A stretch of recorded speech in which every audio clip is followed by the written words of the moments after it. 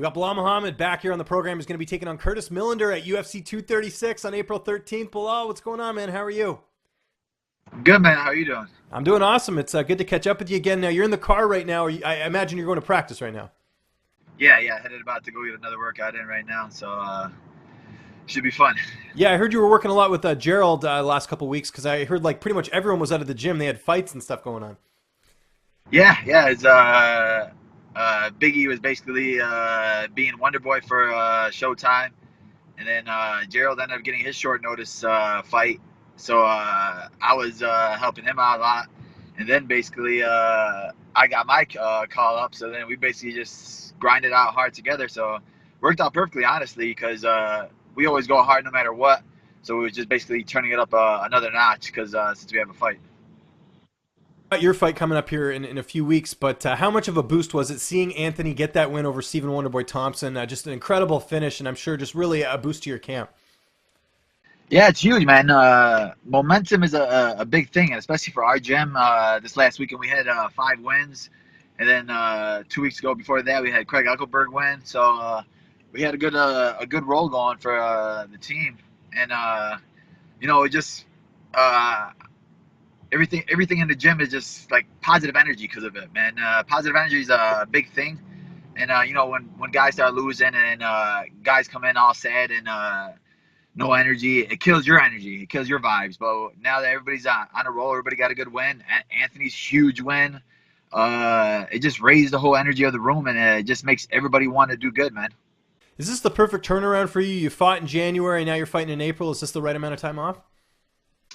Yeah, honestly, man, I'm a terrible loser. So I wanted to get in there like literally the week after that. I wanted to fight as soon as possible. Uh, I wanted to go against anybody. I didn't care who, what, when, where.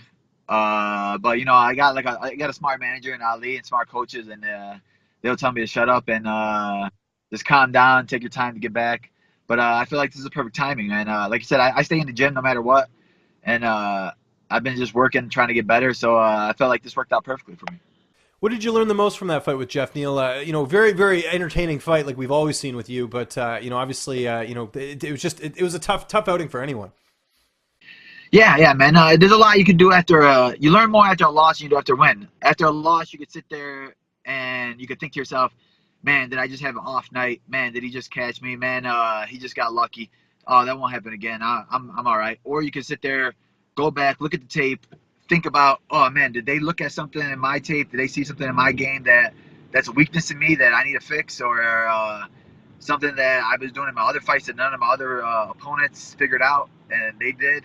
Or is there something I'm doing wrong? Because I know I'm working hard. I'm working hard enough, but what am I not doing right to the point where I lost that fight? And it was just one of those where I had to sit back, look at stuff, think about it thoroughly.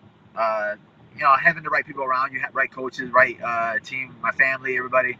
I'm not one of those that's gonna sit and pout and cry about it and say, "Oh, why me? Why this? Why did this happen to me?" I'm sitting there like, God has a plan. So there's a reason why it happened. It's only going to make me stronger. It's going to make me better. I figured out some little things that I need to work on that are weaknesses that are going to make me better. And the goal is to get gold. And once I get gold, I want to stay at the top. So these little losses, I feel like Curtis is the perfect guy to come back to, because he was a guy that just was a co-main event. So he was a guy that put a lot of hype around, and a guy that was on a streak himself, and a guy that still I feel like should be close to the rankings as well. So I feel like I can get my momentum back if I get a good win here, and I could be back right where I was. You're facing another striker in Curtis MIllender, and I mean, again, this on paper has potential to be fight of the night, but I think there is a weakness with Curtis, which is the ground game. Do you look at that and say there's a path to victory, or are you just like, you know what, let's see who the better striker is? Yeah, it's one of those, man. It's funny, man, because people are sitting there like they were hyping him up as a great guy, next up and comer monster. Then all of a sudden he loses to a guy that's on a 6-fight winning streak, and they're like, "Oh, this guy sucks." Like, fans switch up on you so quick, and they're like, "Oh man, it's an easy fight." And I'm like, this guy was just on a streak, and he was just one of those guys that was the upper comer. That's one of the big names in the division that's coming up. I think the best division in the UFC is welterweight. And then, like you said, like any of these guys, like I'm coming from Geoff Neal to him, and he's another tough opponent. He's not as easy as people are saying. Like, oh man, this is gonna be an easy fight. He just lost one fight against a guy that was on a 6-fight winning streak. So it's not gonna be as easy as people think. But I'm sorry, it's not gonna be easy. It's not gonna be as easy as people think. But yeah, like I'm watching tape. It's one of those where we both coming off losses, so it's like, did he go back and work on his weaknesses? Who worked on their weaknesses better in the time that they had? So it could go that way, or like you said, he could go back thinking, man, I just got caught with a takedown, and it was just a bad night for me, and it's not a weakness in my game. My ground is not a weakness. I just got taken down, and it was an off night. So it's one of those where I still need to go out there and I need to perform the way I'm best at, and that's keeping the pressure up, man, striking with them, or even grappling with them, wrestling with them, doing everything I have to do to win this fight. And I'm one of those guys where I feel like I can strike with the best strikers or grapple with the best grapplers, but I got to go out there and prove it on fight night, man. I can do it in the practice room all day, but if you can't do it on the Super Bowl Sunday, it doesn't matter. We talked a little bit about training camp. I know one of the guys that you train with back home, Lewis Taylor. I don't know if you're working with him at all, but he's fighting at 170 now, which is crazy. That's too bad they got rid of the middleweights. But have you talked to him at all? How's that cut going for him? Yeah. I'm working with him every week too. I go back and forth from Chicago to Milwaukee all the time. It's not a bit like he's a big baby when it comes to weight cutting. Don't let him fool you. He never cut weight at 85. Right. So yeah, that's true. he was a light 85er himself. I mean, he's all muscle, but he never had to put a sauna suit on in his life. So I don't think it's gonna be as hard as he's thinking. But I think it's gonna be one of those where he's gonna make history again, man. He's gonna win this 170-pound division, and he's gonna be the first champ of PFL. It's gonna be a huge opportunity for him, and going to be the first $2 million winner in the first 2 years of the company. I feel like now they're starting to push him a lot more. I feel like PFL is starting to realize, dang, we got a star in our hands. This guy's a monster, and he's only getting better. And then now he's going down to 170, man. So those guys, if his power was scary at 185, then 170 guys better be worried, man. I'm thinking about going to 55, just thinking that a guy like that's at 170. And you don't really cut much weight, like as far as the weight cut goes, right? Like you're probably like close right now, aren't you? Yeah. I stay around close to weight anyway. That's why I'm able to take short notice fights, and I'm comfortable taking it. And like I'd rather honestly take shorter notice fights. Like 4 to 5 weeks is perfect for me. I don't need a 12-week camp. Well, the first 4 weeks cutting weight, and then the last 8 weeks just thinking about my opponent, man. I just like to go out there and fight. So like I'd rather take shorter notice fights, so I don't have to sit there and think about it. And like, man, training is harder than the fight. So like you sit there and you could get hurt during training a lot more than you can during the fight. So I like rather, if I'm healthy, I want to take advantage of it, man, and fight it much as I can. When does Ramadan start for you? It's gonna be in May this year. Oh, okay, gotcha. So it's not really in the middle of this fight, so you don't have to worry about that. Yeah. No, it worked out perfectly, man. But like I said, I wanted to get on that Chicago card as well, and you're like, always caught in the middle of that one. So that would have been if I was gonna get on that Chicago card, I would have been stuck with doing another camp during Ramadan. I thought I was gonna end up there, but luckily they gave me an earlier fight than that. That works out well. Do you eat more? Like let's say after this fight, will you eat like a ton just because you're like, I know there's going to be like an entire period where I can't eat how I want? Nah, man. I'm one of those people where it's not really that bad for me not eating it. It's just probably gonna be a lot funner for me since I don't have a camp during it. So I'll be able to eat more like sweets and stuff during it. But I feel like the last couple camps I did during Ramadan, it just kept me more disciplined and just being healthier. Like I'm pretty sure I'm gonna be a lot more unhealthier this time around. But like I'm gonna stay in the gym. I'm gonna stay working and just keep working on my craft. I mean, like I said, the goal is to be the best in the world, man. So it's constantly staying in the gym and perfecting my craft. How do you see this fight playing out on April 13th?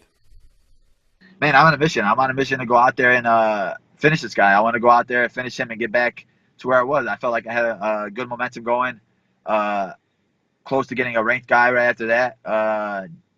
Geoff Neal beat me, and they threw him in the ranking. So I feel like I should be right up there with all those guys. And with all these 55ers coming up, I feel like our division is going to be one of the top divisions to look at right now. And it's going to be exciting, man, because there's a lot more fights you can make in the division.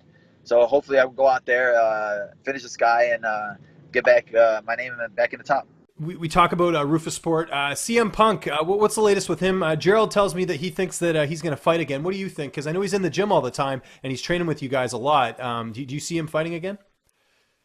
Yeah, I see him fighting again. He's always training, man. He's like I said, he's working on his craft. He's a martial artist first, so I feel like he's just trying to get better, and I feel like he still has that itch. So it's one of those where I know he was like doing a movie and everything like that that just came out. So, but I see him still staying in the gym. I see him hungry, so he's still any chance he's in Wisconsin, he's training as much as he can. I think he's gonna fight again. I think it won't be as much pressure on him with this next fight because people are not gonna be expecting much on him, and I think that's gonna be key for him because I mean, like literally, he had no amateur fights, and people don't understand how bad a couple of guys' first amateur fights were, man. When your first amateur fight, you're sitting there, the nerves and everything, man. I don't care if you've been in the WWE before, but if somebody's really punching you, it takes a lot out of you, man. I feel like after these first two fights he had, his next one's gonna be a big one for him. He's from Chicago. You're a Chicago guy as well. Are you at the very least going to ask the UFC to be a guest fighter when that card rolls around? Obviously, you won't fight in it. Yeah, yeah, of course, and I'm hoping they'll put me as a guest. I'll be there anyway, regardless. Getting my own fans, and I'll just be around there watching the fights. The card's already looking good. It's picking up a lot better than usual. So I'm hoping to get a couple more big fights on there that I can watch. That'd be cool.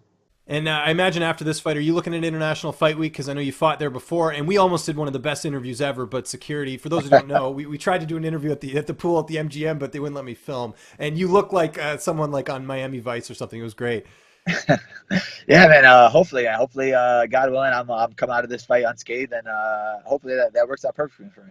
Good stuff, man. Well, Bilal, always a pleasure. Appreciate the time as always. Just remind people where they can find you on social media, one of the best Twitter accounts you can follow. And if you got any sponsors or shout outs, the floor is yours, man.